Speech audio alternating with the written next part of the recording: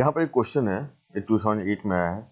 अ particle shows distance time curve. ये distance है, क्या है डिस्टेंस एंड टाइम, इस एक्सिस में टाइम है।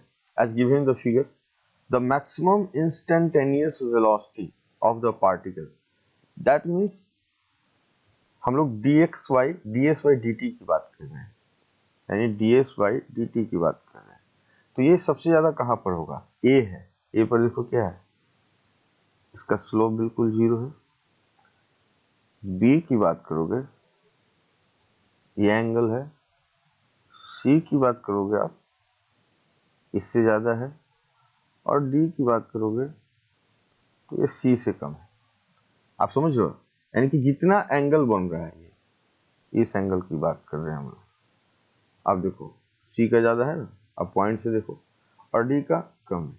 तो सबसे ज्यादा स्लोप कहाँ पर होगा? c पॉइंट पर। c पॉइंट पर ज्यादा स्लोप है, दैट मीन्स वहां पर वेलोसिटी ऑफ पार्टिकल उस पॉइंट पर सबसे ज्यादा होगा, यानी आंसर इसका क्या होगा? c। तो जब भी इस तरह कर्व हो डिस्टेंस डिस्प्लेसमेंट टाइम के बीच में, तो वहां पर जो स्लोप होता है, अगर इस तरह क्वेश्चन हो तो स्लोप का वैल्यू जिस पॉइंट पर ज्यादा होगा, वही उस पॉइंट पर उसका इंस्टेंटेनियस वेलोसिटी सबसे ज्यादा हो। तो इसका क्या होगा आंसर? डी।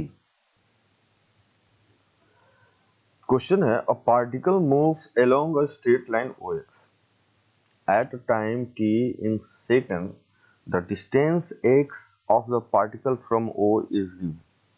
मान लो कि एक पार्टिकल है, एक स्ट्रेट लाइन OX है, ये O है, ये x। At a time t किस तरह रिलेशन है? x equal to 40 plus 12 t minus t cube. क्या मतलब इसका पोजीशन है इस तरह दिया हुआ है।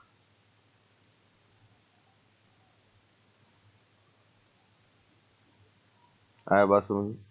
यानी t इक्वल 0 बोले, यानी कि पार्टिकल कुछ 40 मीटर, यहाँ जो भी होगा 40 मीटर, अच्छा मीटर है तो चलो मीटर यूनिट हुआ। इसका ओरिजिन है वो एक लाइन है, इस पर स्टार्ट करता है। टाइम t इक्वल टू 0 अगर देखना चाहे, बस जस्ट आपको दिखाने के लिए, तो क्या है 40 मीटर से स्टार्ट किया। How long would the particle travel before coming to rest, यानी कि यहाँ से शुरू हुआ, टाइम t0 जो भी है, पोजीशन क्या 40, तो जब इसका रेस्ट में आ जाएगा, यानी अभी तो पोजीशन का ही दिया हुआ, यानी कि हम लोग क्या जानना चाहते हैं कि किस वेलोसिटी टाइम की किस पर्टिकुलर टाइम पर वेलोसिटी 0 होगा। तो सबसे पहले तो dx बाई dt हम लोग निकालेंगे। ये हमें क्या देगा? Velocity of particle. So 0 plus 12 minus 3t square, यानी वेलोसिटी 0 हो जाए, रेस्ट में कब आएगा? वेलोसिटी 0 हो जाए तो किस टाइम के लिए होगा? So 12 minus 3t square equal to 0। So t square की plus minus 2, t square two हम लोग क्या लेने वाले हैं? 2 माइनस 2 तो टाइम लेंगे नहीं, पॉजिटिव टाइम हम लोग कंसीडर करेंगे t, यानी कि यहां से चलने के बाद t इक्वल टू 2 सेकंड पर वो रेस्ट में आ जाता है। बात समझ?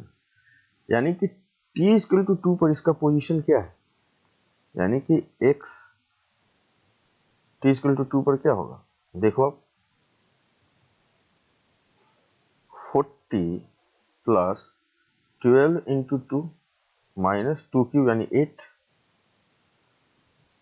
24 यानी 40 प्लस 16 यानी 56 मीटर। तो आंसर क्या हो गया? 56। यही तो पूछा, how long would particle travel before coming to the rest? नहीं, गलत आंसर होगा। अब बात समझो, t इक्वल टू 0 पर कहाँ था? 40 मीटर। ऑलरेडी 40 मीटर टाइम 0 पर तो था ही, अब ये कहाँ इसका पोजीशन हो गया है? अब ये टोटल जो डिस्टेंस है यहाँ से यहाँ तक, ये है 56 मीटर। बात समझ में आपको आ रहा है?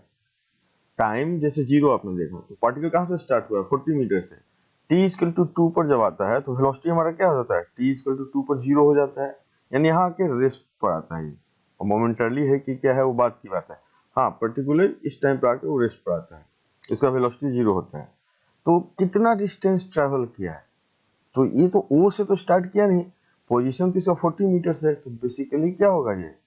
ये डिस्टेंस जो ट्रैवल किया है कितना किया 56 माइनस 40, 40 से स्टार्ट किया 56 पर रेस्ट किया, so this is 16, so this would be the answer.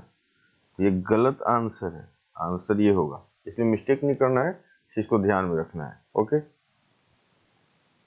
Next question है the displacement time graph of a moving particle. Displacement है, टाइम है, is shown in the figure. The instantaneous velocity of the particle is negative at the time. Velocity negative कब होगा, यानी slope negative की बात कर रहे हैं। अब देखो आप यहाँ से, अगर यहाँ पर हम लोग इसकी स्लोप करें पॉइंट सी का, देखो पॉजिटिव है, पॉइंट डी का बात करें 0 है, पॉइंट ई का बात करें तो क्या मोर देन 90 डिग्री नेगेटिव हो गया। एफ की बात करें तो भी पॉजिटिव है, यानी कि E is the correct answer. समझ में आया? So simple. ये सारे क्वेश्चन जो हम लोग कर रहे हैं ना, ईयर यहाँ लिखा हुआ, किसी न किसी ईयर में आया हुआ है, मेडिकल या नीट AIPMT या जी के क्वेश्चन है। ओके, इस क्वेश्चन देखते हैं, Which of the following curve does not represent motion in one dimension? Motion in one dimension का मतलब क्या है कि वेलोसिटी का जो बात करें हम, एक ही डायरेक्शन में हो, एक ही कोऑर्डिनेट में हो, वन डायमेंशन, चाहे एक्स एक्सिस के अलोंग हो या सिर्फ वाई एक्सिस के अलोंग हो या सिर्फ जेड एक्सिस के अलोंग हो। तो अब देखो एक केस में क्या है, टाइम मूव कर रहा है, वेलोसिटी मूव कर रहा है, देखो हो रहा है ना, वेलोसिटी जो भी चेंज हो रहा है उससे मतलब नहीं है। एक स्ट्रेट लाइन पर वेलोसिटी या स्पीड तो चेंज हो ही सकता है, लेकिन यहाँ वेलोसिटी क्या है, सिंगल वेलोसिटी है, एक वैल्यू है ना, एक वैल्यू। यहाँ भी देखो कोई भी एक पॉइंट मिल रहा है, एक टाइम के लिए एक ही पॉइंट मिल रहा है वेलोसिटी का, एक ही कंपोनेंट है। यहाँ भी देखो टाइम मूव किया, एक ही कंपोनेंट है, यहाँ पर एक कंपोनेंट है, यहाँ पर दो कंपोनेंट हो गया, दिख रहा है, एक पर्टिकुलर टाइम के लिए। तो इस केस ऐसा कब सिचुएशन बनता है, जब किसी पर्टिकुलर एंगल से आप वेलोसिटी टू कोऑर्डिनेट में, सपोज v ऐसे किया थीटा है, तब हम लोग बात करते हैं, आपको याद होगा v cos थीटा और v sin थीटा,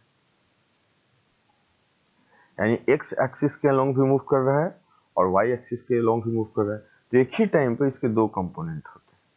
तो which of the following curve does not represent motion in one dimension, यानी कि ये जो है वन डायमेंशन में रिप्रेजेंट, ये तो वन डायमेंशन में कर रहा है, एक टाइम पर एक ही कंप्लीट वेलोसिटी है, यहाँ पर एक है, यहाँ पर एक है, लेकिन यहाँ पर क्या है कि एक टाइम के लिए दो वेलोसिटी रिप्रेजेंट कर रहा है। ओके, समझ में आ गया होगा होपफुली आपको।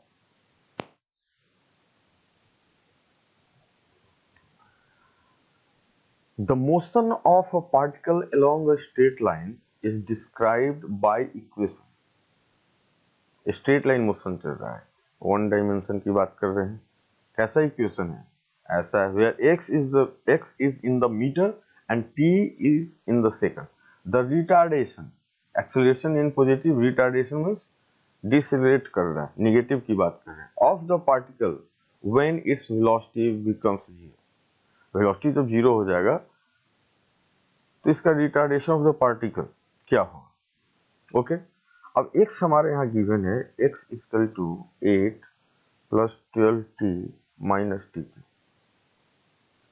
वेलोसिटी बिकम्स जीरो यानी v जीरो करने की बात करें, चलो dx/dt निकालते हैं, ये हमारा क्या हो गया velocity, and 0 plus 12 minus 3t square,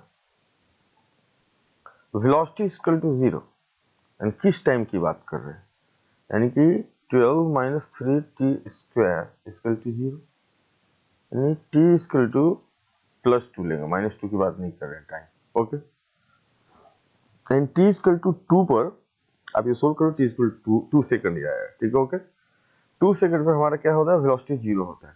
the retardation of the particle, अब इस समय रिटार्डेशन क्या है, यानी कि इसको डबल डिफरेंशिएट करना होगा, इस समय एक्सेलरेशन क्या आने वाला, तो d2 dv/dt, हमने v निकाला था, dv/dt निकालेंगे, एक्सेलरेशन तो क्या हुआ 0 माइनस 60, यानी क्या हुआ माइनस 60, तो एक्सेलरेशन कैसा है, टाइम का function equal to minus 60, t equal to 2 second पर रिटार्डेशन क्या है, तो ए है जो t इक्वल टू 2 होने पर हमारा क्या वैल्यू है, -6 × 2 एंड -12 मीटर पर सेकंड स्क्वायर। यानी कि रिटार्डेशन हमारा क्या है, यानी एक्सीलरेशन क्या है, -12 मीटर पर सेकंड स्क्वायर। यानी रिटार्डेशन क्या है,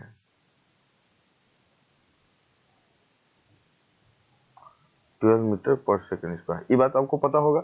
एक्सीलरेशन पॉजिटिव की बात कर रहे हैं, डी एक्सीलरेशन नेगेटिव बात कर रहे हैं। तुम्हारा एक्सीलरेशन -12 मीटर पर सेकंड स्क्वायर, यानी कि अपोजिट डायरेक्शन में कोई फोर्स लग रहा है, जो भी मूवमेंट है उसको डिसलेट करने की कोशिश कर रहा है, तो हमारा क्या हो गया, this is the answer. Okay.